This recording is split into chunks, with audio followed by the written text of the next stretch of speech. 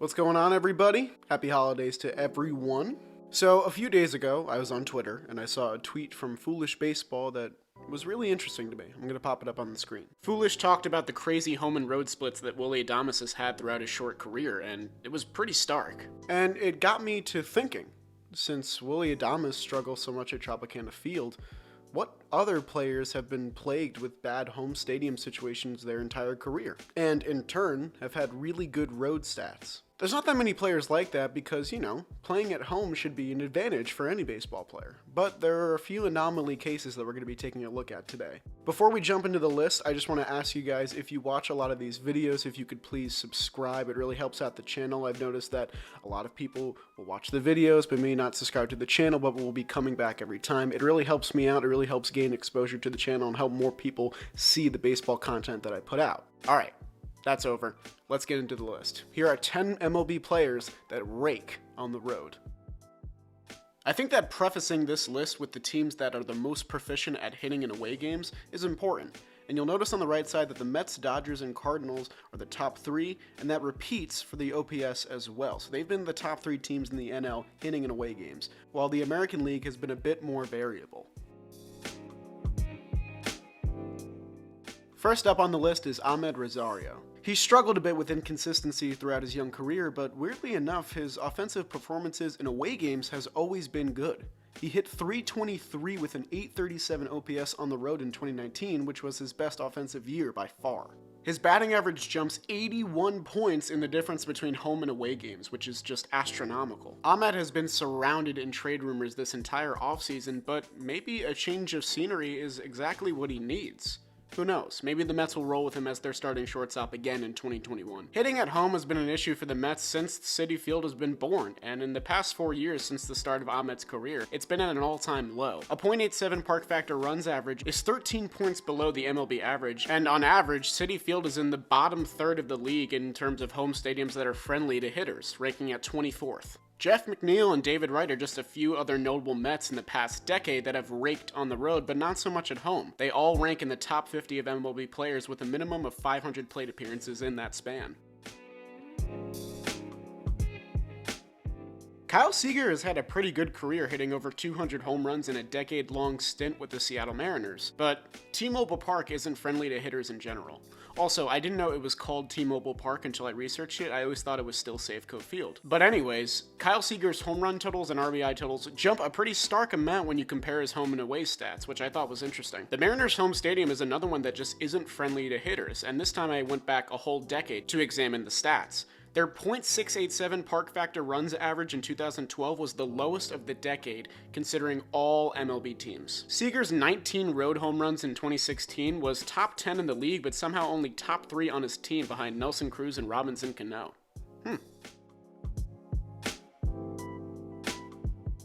I'm hoping that an escape to Washington will be enough to fix Josh Bell's issues at hitting in home games. Josh Bell had a rough 2020, there's no getting around that, but I still adamantly believe he can be one of the best hitters in the league, and his stats on the road show this. All not to mention the monster 2019 All-Star year that he had. I think a change of scenery is going to do wonders to Bell's confidence, and having lineup protection with guys like Juan Soto and Trey Turner can only ease the stress of being a notable MLB hitter. If Bell can return to his all-field power-hitting star form, the Nationals lineup is going to be a scary one to face in 2021. Tommy Pham, like many players on this list, had a pretty rough 2020. After batting .211 at the season's halfway point, he fractured his left hand and missed the Padres' playoff push. Pham's OPS difference is one of the starkest of any of the players on this list, jumping nearly 130 points between road splits. Pham's put together 3 consecutive 20-plus home run seasons from 2017 to 2019, but this all comes in spite of the fact that he's played for some of the roughest home stadiums in the league, including Tropicana Field with its infamous lights and poor attendance. Pham actually expressed his discontent at playing in Tampa, but thankfully got traded to a San Diego team on the come-up with excited fans. Some of them too excited. Get with the program. Tell Kenley I dropped a diss off his beat. I'm a real man. Y'all know I'm a real fan. Last time Grish hit that ball from here to Iran. Get well soon, Tommy. Please. Speaking of Tropicana Field and the foolish baseball tweet from before, Willy Adames is still suffering from that very curse that Pham had escaped from, with no end in sight. Adames is absolutely tearing it up on the road, and it was a bit shocking to see him struggle so much in the Rays playoff run this year, considering that just 2 of the 20 games that they played during their road to winning the pennant were at Tropicana. He's in the AL East, so he gets to play at hitter-friendly stadiums like Camden Yards and Fenway Park and Yankee Stadium, but if Willie ever escapes, be on the lookout for his offensive outburst. Not surprisingly, Tropicana Field is another stadium with really poor park factors, and in the past 4 years of Willy Adames' career, they've had below-average run production the past 4 years and have been in the bottom third of stadiums that you want to be a hitter in. The Tropicana plague has affected his fellow teammates as well, as Joey Wendell and G-Man Choi both have better averages and OPSs on the road. Why don't we have a baseball team in Louisville?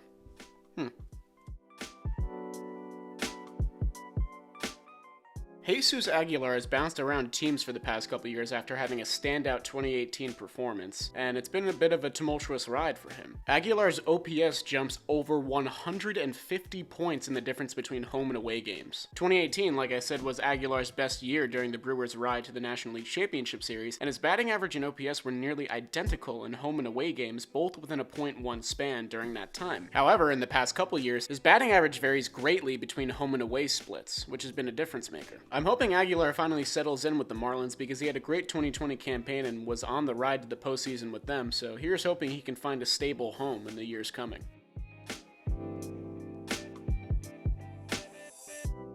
Now, Donovan Solano isn't exactly a name you'd expect to see with this caliber of players, but his stats in away games just greatly outnumber his stats in home games. He's quietly put together 2 very efficient seasons since returning to the MLB with the Giants. He had a long stint in the minor leagues between 2017 and 2018, but last season he hit .353 on the road, and incredibly enough, he hit .402 on the road in 2019. Solano looks to be a mainstay in the Giants lineup as they continue to try and build pieces to become competitive again in 2021.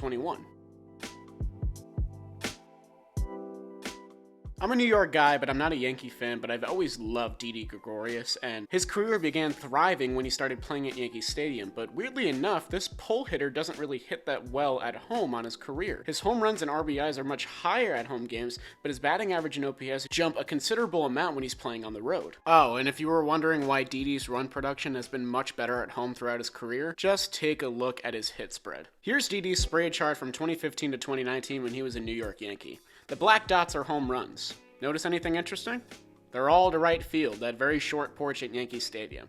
I just thought this was interesting to include. Didi is one of the finer, more effective, and consistent shortstops in the league, and I'm eager to see what he does in 2021, with whatever team he chooses to sign with. If you're like me, this is probably a name you weren't expecting to see on this list, but Cody Bellinger's road stats have been weirdly much better than they have been in his home games. Cody Bellinger's OPS jumps over 40 points in the difference between home and away games. And this can also be attributed to the Dodgers' success on the road in the past decade, as I mentioned earlier in the video. This might be attributed to them just putting together a lot of good teams this decade, but it's definitely interesting to see why Cody Bellinger hits on the road so well, considering that a lot of the NL West stadiums besides Coors Field aren't too hitter-friendly. Oh hey look, it's that guy that I hope is a Met sometime soon. Please. I mean, he'll fit right in considering the Mets have been the best team at hitting on the road in the past decade, but George Springer, weirdly enough, with all the interesting Astros rumors that we've heard, has been a better away hitter throughout his entire career than he's been a home hitter, with an OPS 70 points better and a batting average 20 points better. I don't have any real rationale or explanation for this. It's not like Minute Maid Park is necessarily a non-hitter friendly stadium, so this one's just interesting.